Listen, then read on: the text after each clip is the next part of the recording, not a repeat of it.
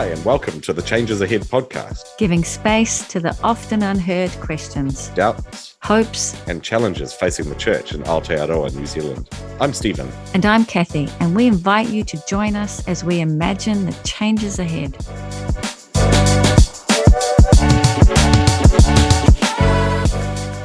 One of the things that really stood out for me in this conversation was the way that Andy invites us again into letting go the desire or the obsession with being right, and rather looking at what is just. And that for me is the call for the church. Yeah, absolutely. I really enjoyed getting to know Andy a bit more and hearing his heart and his passion behind his podcast.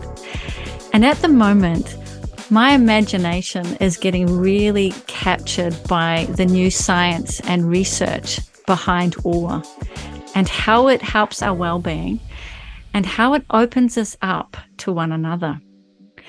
And every time that I have listened to Andy recite parts of his new children's book, I have felt moved and I have felt that sense of awe. And I'm hoping that as people listen, that they too will feel something of that. Kia ora, Andy. It's great to have you on the Changes Ahead podcast. Welcome. Thank you, Stephen. Kia ora to you as well. For those of you who don't know Andy, Andy is the host of another podcast, the Down to Earth Conversations. But Andy, I wonder, as we begin though, could you tell us a little about who you are and what it means to be Andy? Yeah. Thanks, Stephen. I guess the first thing for me is relationships. So I've been married to Bex for 15 years and we have 3 kids. We've got 2 girls, Sophia and Mackenzie, who are 11 and 9, and wee boy Cora is 4 and keeping us very much on our toes. So yeah, that's kind of my primary who am I, is I'm a family man. As well as that, I grew up in Hastings originally.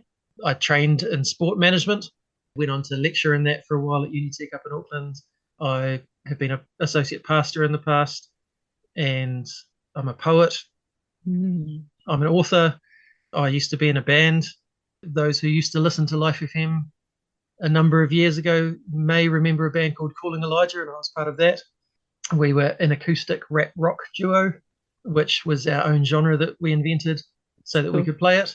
Yeah, and now my wife and I own our own business selling cake decorating supplies, which is a whole new thing for me as well. So that's been going a few years.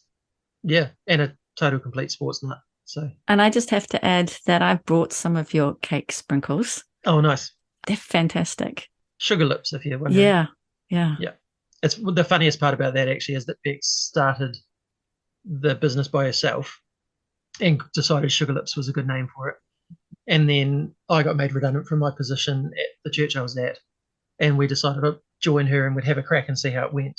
And so then she introduced me to all the customers on social media, and they went, "Oh, Mr. Sugar Lips." I went, "Yeah." So is that how we should be addressing you?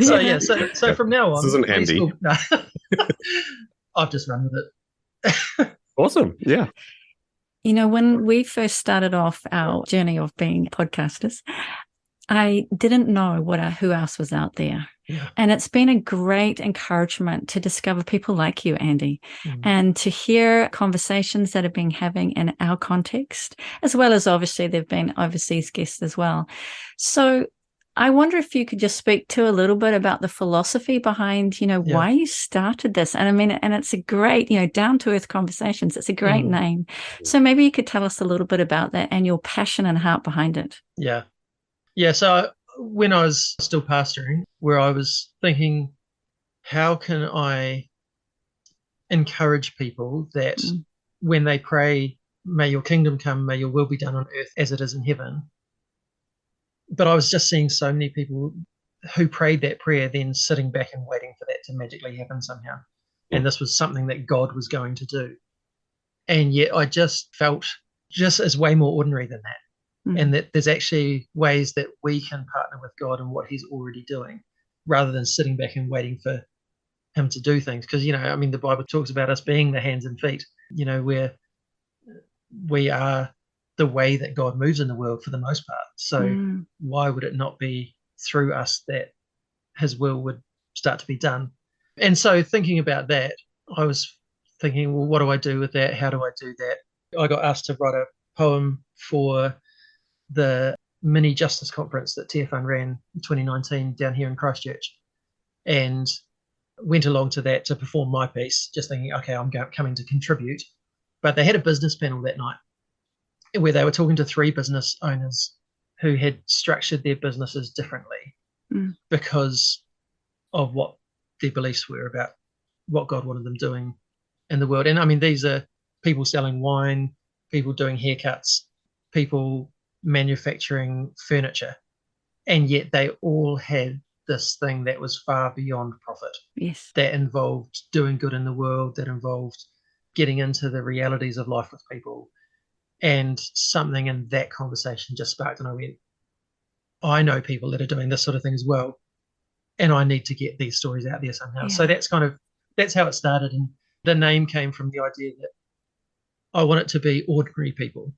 So this is not interviewing the superstars, although I've interviewed a few people who I felt are a bit like that. But when you talk to them, they're actually just ordinary people too.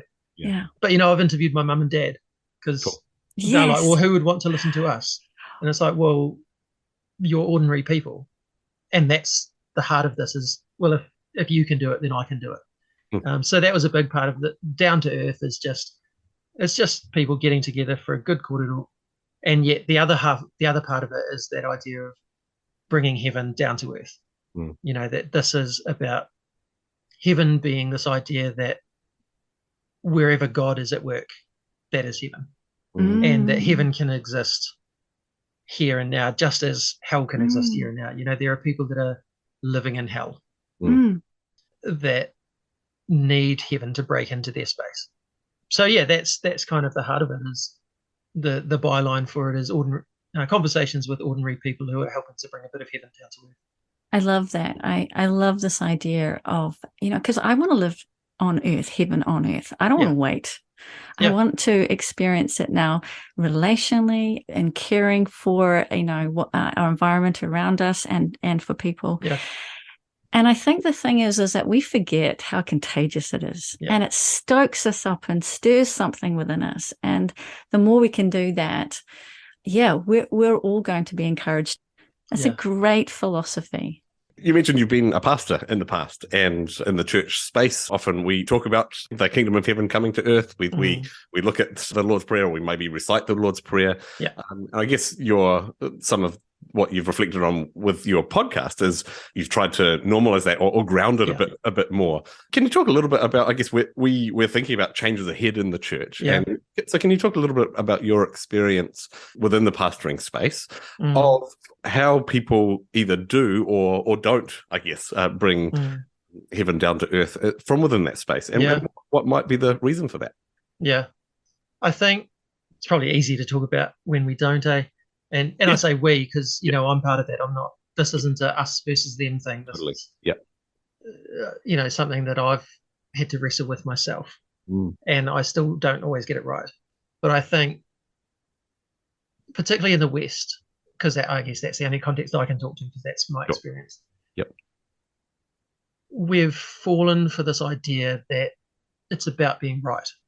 And that the ideal is to convince other people that we're right.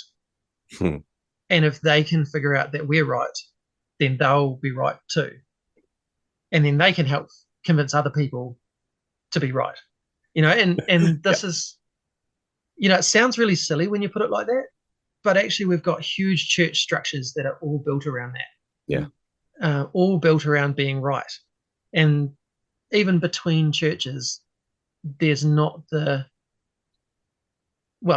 always the relationship that there could be because, well, we're right and you're wrong.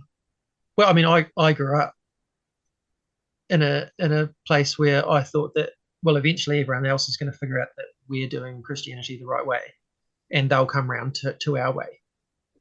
Yep, me too. Yeah. And I mean, how arrogant is that?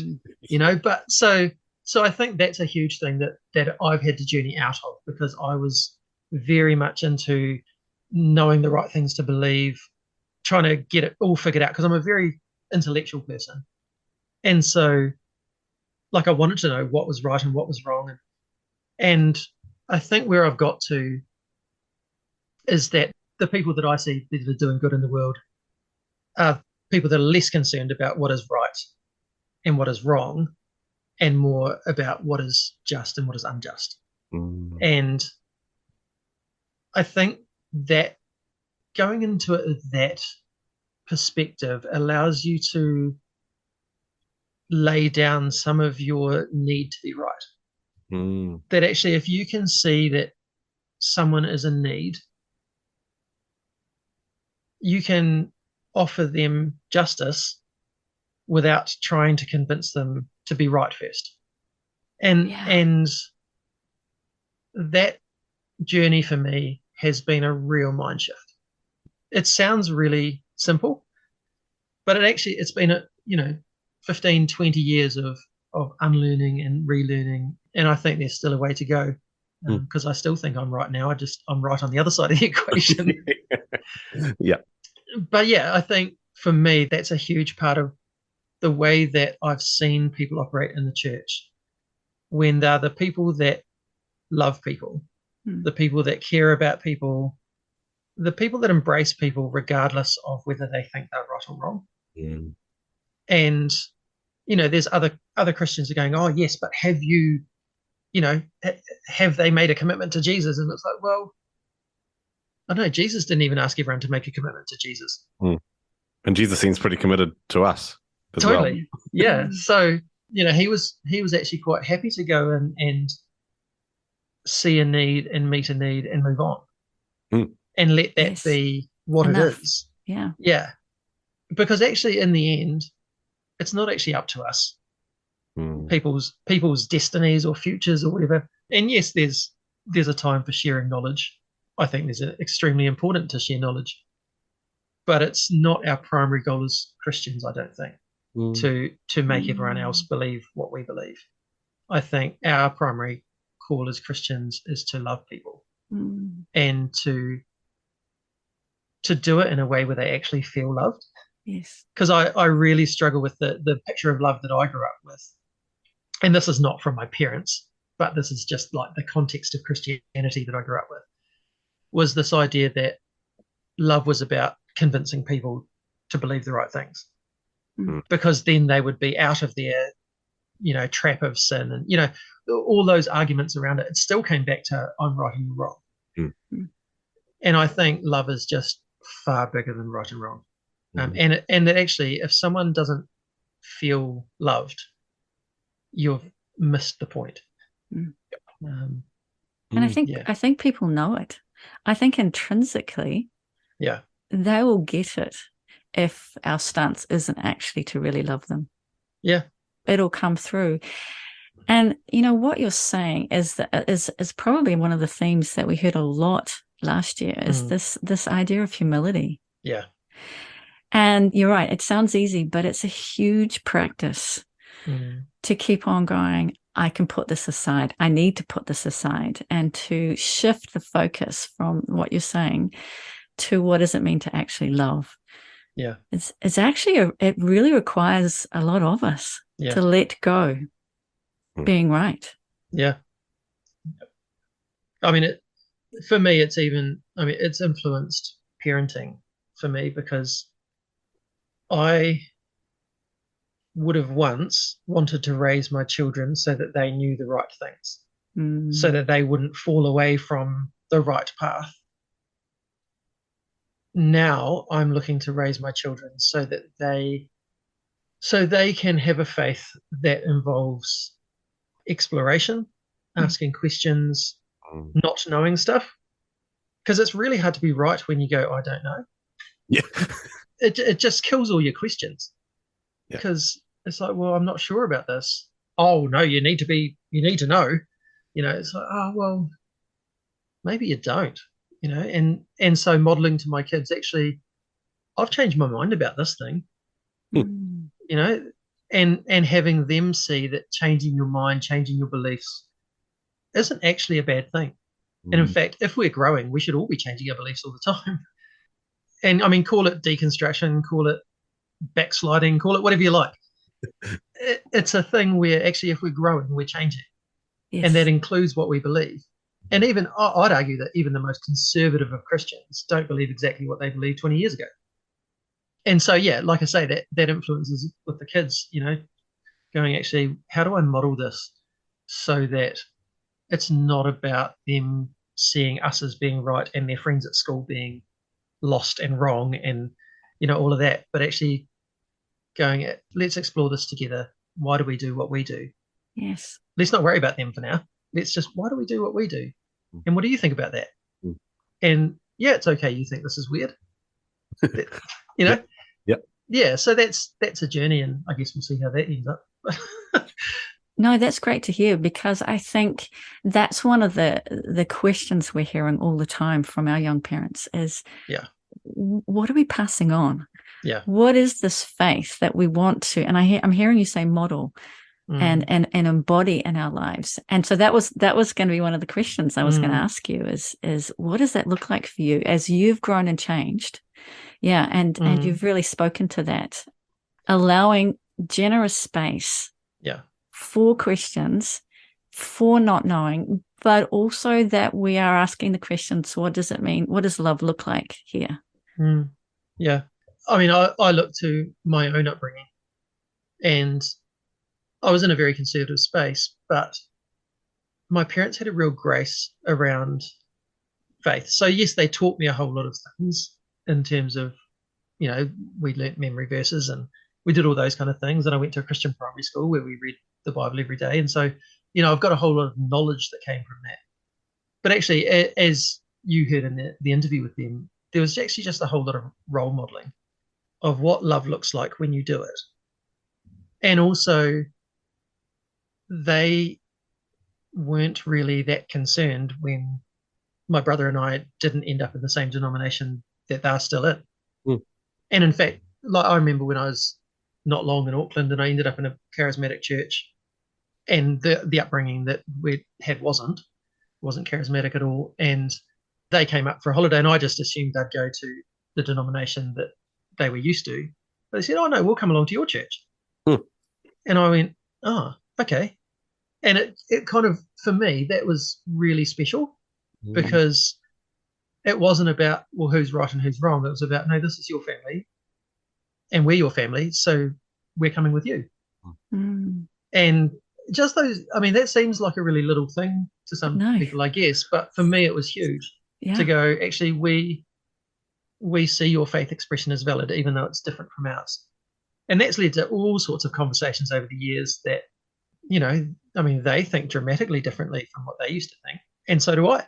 And part of that has been us having conversations with one another and, seeing things happen in the world and trying to figure out how the heck do we shape our faith around this crisis that's happened in our family, or, all of those things. So, that's what I've had modeled to me. And I guess that's what my desire is for my kids, is that role modeling of how to explore a faith without having to get rid of it.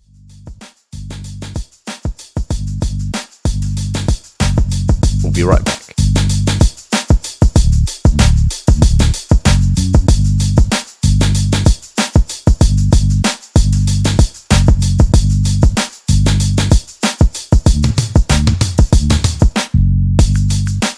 I wonder if this is a good space to speak into a new kind of venture that you've been on, which is using your poetry to speak into the space of children. Yeah. You've written a children's book. I have. And I wonder if you could speak to that and tell us a little bit about that. Yeah. So I mean, it was such a beautiful, I guess, way that it ended up happening. There's an organisation based down in Otutahi here in Christchurch called Etu Tangata, so stand up people. It's tangata, so long macron on the first A, so it's people, not person. So stand up people, and it's tackling tall poppy syndrome. And so Jay Galdard, who started it up, he's been head of the 24/7 Youth Network for a long period of time. And he started going, how do we make a difference with our youth? Because we've got the highest youth suicide rate in the world, and what's that about? And so he worked with a bunch of professionals, and they came up with this idea that there are three things that they think if we get embedded into our culture, it will change the landscape. And it's you have value, others matter, and we succeed together. Mm-hmm. And can you say those again? I think that's quite significant. Yeah, they're powerful. So you have value, others matter, we succeed together. Mm. And yeah, go check out their website because they've got a whole lot of stuff around that. So it's etutangata.nz. So I went and interviewed Jay. I heard about this initiative and I thought, hey, this would be a great thing for the podcast. You know, here's someone trying to make a difference. So I went and met him for the first time and interviewed him. And he's the sort of person that, you know, you spend 10 minutes with him and you feel like he's going to change the world. Yes. You go away believing that you could be part of that. You know, he's the right person for the job. Mm. But I went away from that, and I guess backtracking, that was, I don't know, September or something of 2021. The Christmas before that, we'd been up in Nelson with the family, and I was reading a bedtime story to Cora, and it was awful. I was just lying there going, man, I could do better than this. And then that thought just didn't go away. And you have those fleeting moments where you have a thought and then it just disappears and you move on with life. Whereas this just sat with me going, what about this? I was like, okay, well, what would I write? And how would I do it? And so I put myself through a creative writing course. Huh. And then I put myself through a creative vocation course to go, well, how would this actually outwork not just the skills of writing it, but what would this look like if I put it out into the world and how would I do that? And I was actually in the middle of that course when I interviewed Jay. And so I interviewed him, I went home, and then I happened to be reading his story to Cora again at bedtime. And just another thought came into my head that went, what if this is it? Mm. And having met him once, I just put myself out there and went, hey, bro, have you ever thought about doing a kid's picture book? This is my background. You know, I'm a poet. I've been to the National Poetry Slam, and I've done these creative things this year because I felt like there was something coming. What do you reckon? And he was all over it and was like, yeah, go for it. He hooked me up with Christy, who's their education person. And it kind of grew from there. And we called it 3 Things to Know, an Etu Tangata Story. Mm-hmm. And it basically, through rhyme, explores those 3 ideas that you have value, we succeed together, and others matter. And it just weaves them together through a fun rhyming kind of story that explains some of that. And what I love about it is that by writing a kid's book, you're able to get it out there to kids for a start. Yep. But you're also able to get it out to their parents. Yes. There are parents out there that need to know that they have value because lots of them don't. In a country where we're so good at pulling people down, there are people who, and in fact, there are people who have grown up being told you're nothing, you know, you'll never make it. And to have someone go, no, actually, you have value. Yeah. There's a recurring kind of theme in the book, which is kind of the bit that I'm most proud of. And it says, for you had your worth from your very first day, and nothing and no one can take it away. And then later on in the book, it's talking about others matter, and it says, for they had their worth from their very first day, and nothing and no one can take it away. And just that idea that your worth and your value isn't in the things you do. It's not in being, you know, good at sports or, you know, instruments or whatever. But we even managed to weave in the challenging things like, what about the kid that you don't like, or what about that kid that doesn't like you? Well, they're still valuable, just like you. They have worth. You know, that's some big things to be teaching kids. Yeah. And yet we managed to do it in a way that's sort of light and fun. And then another Andy actually came on board and illustrated it and did an amazing job. So that's out there and came out in September last year. And in the first couple of months, they sold 4,000 copies. Wow. Some of that is some people who were already supporters of Etu Tangata, and Jay went to them and said, hey, look at this. And they said, I want to buy 1,000 so that we can give them free to schools. Wow. So there are schools all over the country getting this book in their libraries, getting this book as a resource to use as part of their teaching program. Yeah, and for me, it was a real case of walking the talk. Yes. This was me going, well, here's some skills that I have, and here's a difference that I can make through offering those skills in what for me is a very ordinary thing. Other people go, oh my goodness, I don't know how you did that. And I'm like, well, I don't know, I just wrote it. Yeah. And actually I've talked to the guys at Etutota about it, that the whole way that it came together embodied the three values. That if I didn't feel that I had value in myself, there's no way I would have been putting out to Jay saying, hey, what do you think of this idea? Like if my worth was tied up in whether he said yes or no, I wouldn't have put it out there, having only just met him. Right. And then, the whole others matter is the whole reason we were doing it. But also, they didn't have someone who could write a book. I didn't have someone who could finance a book.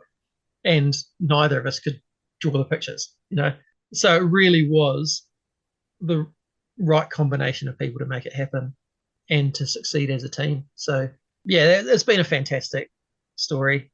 I guess part of my life chapter, shall we say, since we're talking books. It's been a fantastic chapter. Yeah. Cool. I think what I want to say is you're embodying it. When we're talking about love, all of those three things, that just seems to echo that to me. Oh, totally. Yeah. And the more people that think that, that to me is, that seed theology, that yeast, that it just permeates. Yeah. And I think that's what Jesus talked about, is that this is the stuff that permeates, will make a difference and will change things. Yeah. And so, I just love hearing those lines. And I think this is, you also said something else, is the ordinariness. Like for you, that just seems really ordinary. For us, we're going, wow, I don't have the language. So I think often for people, they forget that it's the ordinary thing that comes naturally to them, that if they could just do more of that. And that's probably what I want to try and speak to, is to say to people, what is that thing that you just find really natural? Yeah. And do more of that. Yeah, absolutely. And I mean, again, I look at my parents, and Mum is just amazing at being there for people, people who are going through hard times in life and stuff. And her and her best friend do it together, actually, which is gold, because it means that neither of them are, carrying it on their own. But again, it's exactly that. This is something that I found I'm actually quite good at. So let's just keep doing that. I'm also really big on those who have creative arts gifts, that you don't have to paint a picture of Jesus for it to be valuable. And I spent years, when I was doing the band stuff, I spent years going, oh God, I'd really like to do this. I'd really like to do this. And like for 3 years, I kind of sat around going, God, I'd really like to do this, and waiting for some sort of divine permission. And eventually I felt like God was going, go on then, and I think there's parts of the church that have seen the arts as a creative extra on top. Like we've got our faith, which is, again, back to the believing the right things and all of that stuff. And then, we can do some nice creative things that help express the actual faith. But for me, the creative journey is a journey of faith. It's been part and parcel. It's in creating that I'm discovering who I am and who God is in me and all of that. And and I think there are so many creative people out there, and not just people doing the creative arts. We're all creative in some way, but particularly I want to say to the artists that if that's what you're passionate about and that's what you love doing, then do it, because bringing beauty into the world is bringing goodness into the world. It doesn't need to have any more purpose than that. It can. We've got more purpose than that for this book that I wrote. We're trying to get a message out there and change perspectives. But actually, I've also produced stuff that was just because I wanted to do it. And it didn't have to change anybody's lives. It could just be a beautiful thing that I put out there. And that's actually still partnering with God to bring beauty to the world. It's kind of the beginning of God's story, right? Like that creative act. It's tragic to me that creativity and artistic expression is not more central in our faith communities, in many faith communities, not all. But I heard a beautiful thing once from might have been on the Bible for Normal People podcast, but it was a Jewish rabbi, and he was talking about how in his circles they're not afraid of darkness because it was in the midst of darkness that God began his creativity. Yeah, Mm. awesome. And that, for me, I've had mental health issues.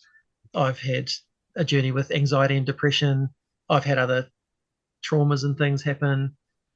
And bringing those dark spaces, sometimes the most beautiful creativity has come out of those spaces. Mm. And in fact, one of the things that is my favorite thing to do in the world is something that I do now is I every 8 weeks I go into the local Salvation Army Addiction Centre and run a poetry workshop and help the recovering addicts process what they're going through creative writing. Mm. And it's always amazing. And they always expect to hate it. And they always come out of it thanking me for the gift that it was for them. And that's something that has come out of the darkness for me, but as a way that creativity is making a difference for me, for others in the midst of those hard times, So I think we sideline creativity so much and have it as an optional extra that, just beautifies the real thing. Yeah. But actually for me, it is the real thing. It's and so is, intellectual thought. It's not like it's one or the other. It's all of the stuff. Actually, we need to stop arguing about which bits are more important than which bits and go, this is who I am and this is how I engage with the world. And yes, I can learn and grow and learn new ways, but actually this is beautiful. I can be me. And you and yourself are embodying that as well. I mean, you said earlier on that you're quite an intellectual person. Yeah. And so you're letting those two things form themselves. Yeah, totally. Together, right? And so that's encouraging. Yeah. Yeah, no, I mean, it was my intellectual study at Bible college that first put me on a path towards issues of justice and thinking well about creativity and those kind of things. It was, this intellectual moment of realization. But yet I've also had moments of realization sitting in a poetry open mic night and hearing an intersex person share about what it was like to grow up as a boy and then develop female anatomy at puberty. Wow. And have a whole lot of my preconceptions blown out of the water through a piece of art in a space where it was safe for them to do that. So yeah, I've learnt so many lessons about myself and about God through creativity outside of the church. I just wish that we could learn as many of those with creativity inside of the church. Yeah.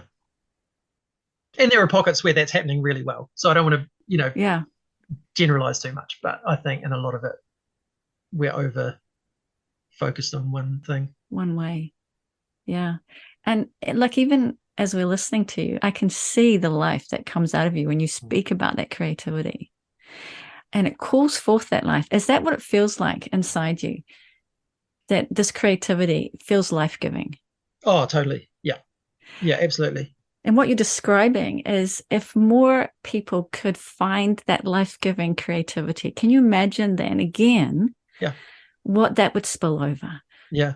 What our lives would look like communally and the contagiousness of that.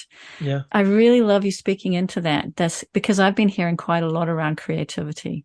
Yeah. And the beauty and how we need to foster that. Yeah. And I think for each person is trying to work out that it, like you say, it doesn't need to just be painting. It can be something quite different. Totally. Creativity, we need to broaden the definitions of what it looks like. Yeah. I mean, some of the guests I've talked to, the creativity has been in how they've structured their business. They've gone, actually, we're going to do this business, but we're going to do it in this specific way with these specific focuses. And that's going to mean that profit is still important to us because we need to exist as a business. But actually, maybe people are more important. And, I heard one awesome story of a guy who they had this belief that people over profit, even though profit was one of their top things that they had on there. But there was a kid who stopped and looked into their workshop And so he downed his tools and went over and talked to this kid. I say kid, probably late teens. And the idea there was that in his previous businesses, that would be seen as inefficiency because you were stopping working to go and talk to someone. Stopping working and going and talking to this guy. They found out that he was kind of a bit homeless, living in a Salvation Army hostel thing while he tried to get his feet on the ground. He himself was a bit of an artist. So they set up a corner of their workshop and bought some spray cans for him and let him go and practice his art without having to do it around the buildings. But then they also were involved in this auction for a charity, and they asked could they put his painting in. And his painting sold for $200. Wow. And he was just blown away that anyone would pay for his art. And, the story then goes on and there's a lot more relationship that develops in there. But that's because this guy was creative about the structure of his business and went, it's not an efficiency to go and talk to someone because it just might change their life. And if it doesn't, that's okay too. It's 10 minutes of his day that has been, It's still living out the principle that people matter. Yeah. And that beauty matters just on its own. Absolutely. Yeah. And the power of it, of what it does for us and to heal. Yeah. Yeah. Wow. So as we come to an end, and this has been such a great conversation, Andy, really enjoyed getting to know you more and hearing more of your stories. But what would you like to say to our listeners as something that they could encourage and begin to do as they've been listening to you? I think for me, it's about asking myself, and so listeners can do the same, asking myself, what are the opportunities in the life that I already have to bring a bit of goodness? That it's not about making dramatic life changes necessarily. Some people, absolutely. But for most of us, it's going to be about in the ordinary, how I live every day, the work that I go to, the kids that I parent, the study that I'm doing, whatever it is, where's some goodness? And it might be complimenting someone. Can you give someone one compliment in a day? You don't have to start big, start small. What I've found is that as you look for that opportunity, you'll find 20 more. That there are just so many opportunities to do good. But also, one thing I've started to do recently is to notice when the goodness is happening to me. When we had to take a broken couch to the dump the other day, and I was trying to lift it over this rail by myself, and another guy came up and said, "Hey, can I give you a lift?" And the two of us pushed it over together. And for me, reflecting back on that, it's like, that was a bit of heaven. That was others helping me and making my life work better in an ordinary, practical way. Let's all do that. That sounds really cool. You mentioned, Andy, your business. It would be cool if people might be interested in finding that, and it would be great if our listeners might want to support you as well. So how do we get in touch with Mr. Sugarlips? Mr. Sugarlips, yeah. Yeah, so we're sugarlips.co.nz, and a wide range of baking and cake decorating supplies. And the other side of the business is that 5% of every sale goes to a couple of different charities, one supporting mental health work and one supporting an organisation that works with rainbow youth in schools, helping make safe spaces for them. So even in your purchasing of things, you can do some good and help us to do some good. And so, we just counted up the other day, and so we started doing the charity stuff at late 2020, and since then we've managed to give away $20,000 nearly. Wow! To these couple of charities. So the more people that help us, the more we can help them. And that's awesome. Awesome. Thank you, Andy. Thank you for taking time. And again, just enjoying these cross-pollination of ideas and conversations. So thank you for joining us today. Oh, it's been my pleasure. And thank you to you as well for starting the podcast that you guys are doing, because it's been a real blessing to me. And I mean, it's not a competition. It's hey, let's all do this and do it. Do it together. Let's explore the same thing from a whole lot of different angles. And that's what I see you guys doing is going, hey, we're looking at it from this angle, and I'm looking at it from this angle. And then I've just started listening to Discipleship Aotearoa. Yes, I've just started listening to that as well and going, great, these are all out there. The 21 Elephants podcast, Honest Theology that you talked about. There's just so many in the shift. For me, they're all tackling very similar things from really wide-ranging angles, and it's just really encouraging. Yeah. And to finish maybe with your line, we're better together. Yeah.